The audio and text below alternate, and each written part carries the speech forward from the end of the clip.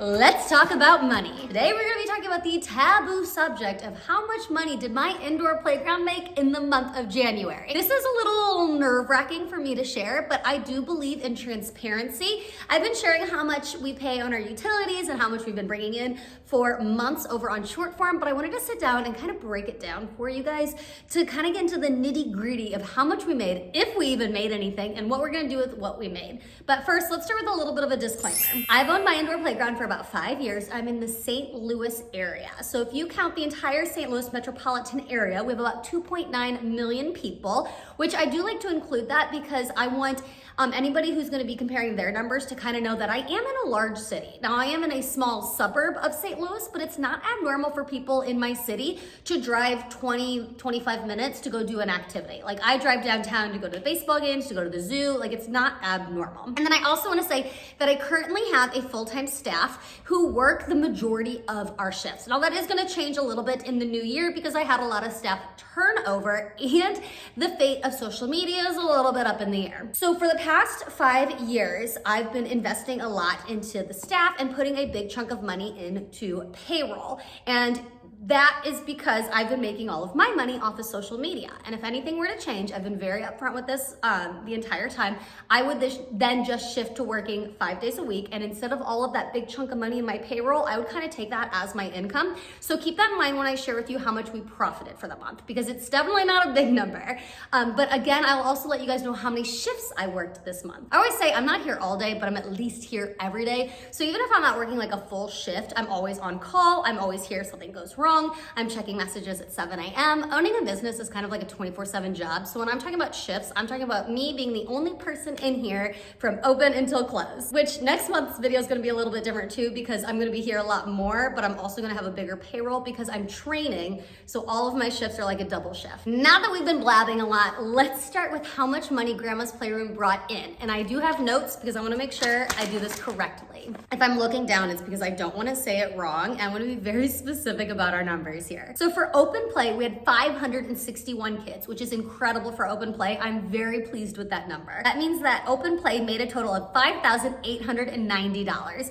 That's like enough to pay rent and utilities, so that's great. We did sell 3 punch cards. Punch cards are prepaid for visits. So it's $100 for 10 plays, so it saves families $2 each time they come in. So 3 punch cards is $300. We also had a field trip come into Grandma's Playroom, which was so much fun. It was an entire preschool class, and that was $204. We sold a total of 48 snacks, which equals $48. We have things like Cheez-Its and fruit snacks and some juice boxes. Nothing crazy, just some little snacks to have on hand. And we don't really make a profit off of those. We kind of just have them here as like a courtesy for parents who are here. So $48 in snacks is easy. And then we had 1 private play date, 3 Friday night parties, and 19 birthday parties, which is incredible. And that made us a total of $6,179. So I am very happy with those numbers. That means that this month we made $12,621.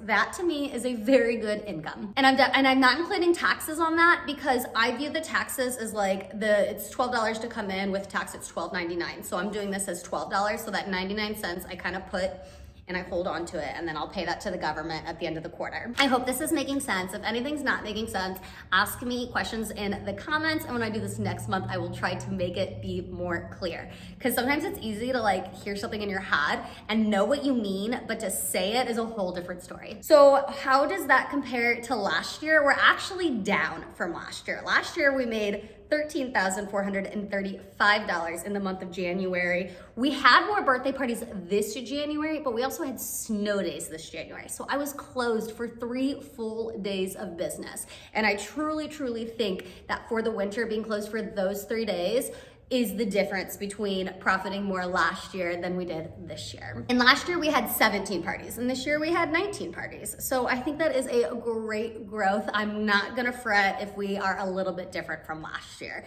So I think that's a really great income, but now let's talk about how much we spent. So this isn't going to be exactly every single thing. I'm kind of hitting like the top high notes for you guys so you can see like my big expenses. And my top 2 expenses are always rent and payroll. Rent is a fixed amount. It's $2,977.25. I feel like that's really high. Other people say it's really low. It all depends on where you are in the country, how big of a space you have. My landlord says that this is 2,100 square feet, and we're gonna stick with what my landlord says. And it does have a basement, it has the party room, I have the 2 bathrooms, I'm on the corner lot, so I've got lots of parking. I'm in the heart of South County, which is a great area in St. Louis. So I'm gonna take that rent and run because I've looked at other places and I do not think that in my area I can do better. Payroll is our biggest expense. I only worked 3.5 shifts, which means I was here from open until close 3.5 days. One of those days was a half shift that I shared with somebody. I tend to like to work more, but when people need hours, I want to give them those hours, especially if I know the Playroom is gonna profit no matter what. So that was $5,016. And I know that if I ever needed to work more hours, I can kind of dip into that payroll as a part of my income. So let me know if you guys have any questions about that, especially with the impending doom of the TikTok ban coming in April. I'm worried. No, it'll be fine. It'll be fine. It'll be fine. It'll be fine. It'll be fine. Fine, guys. It's fine. The reason I wanted to invest in staff and make sure that I had more time off is I always tell people that after I gave birth to my babies, I had to go back to work at 5 weeks postpartum, which was very, very difficult for me. And every time I ever worked corporate or in restaurants or every job I had before Grandma's Playroom, I couldn't go to parties like the Valentine's Day party, the holiday party, or field trips because it was too difficult for my position. So I knew that while social media was doing what it was doing, I wanted to invest and save as much as I could, but I also wanted to invest into my family and be able to go to every single event that I could. So if that means that I'm spending more in payroll so I can be for my kids, even if it's just temporary, I wanted to be able to do that because it's so important for me because I feel like I missed out so much when they were younger, now that they're in elementary school. Just being there for them is a blessing that I never ever would have imagined.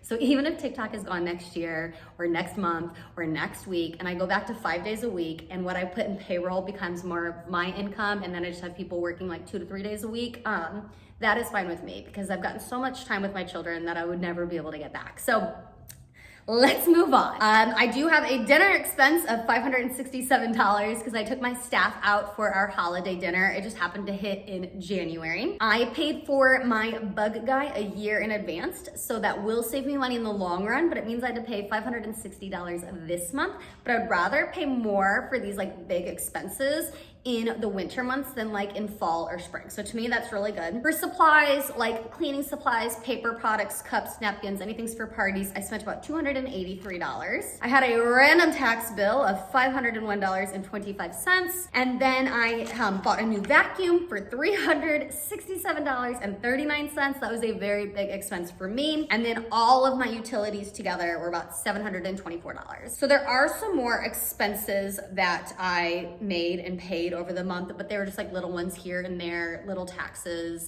payroll taxes, square, things like that. So let's see what my total bills were last month. My total spending, everything that came out of my pocket last month was $11,199. So if we can do math, which usually I cannot, last month, Grandma's Playroom, after everything was said and done, profited $1,422.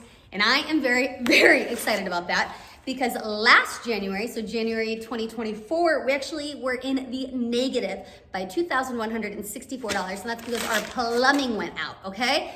So the fact that we made money this January is very good. I'm actually really happy about that dollar amount. So what am I gonna do with that money?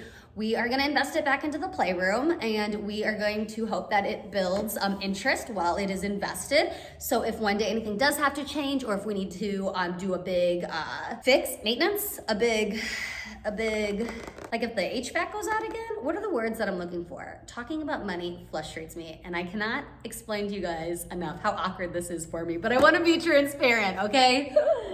This is so scary to like think about posting. So with that profits, we're just gonna invest it. We're gonna keep it in the bank account. We are going to let that grow. If I need to fix something in the future, we're gonna maybe put it towards floors. I don't know. We kind of like put it in that nest egg to let it grow. I have a huge fear of a 2020 situation happening again where we would have to close. So I'd like to like hold that little nest egg. It also could go towards a salary for me if I needed it to in the future. There are a lot of different things that we can do with that.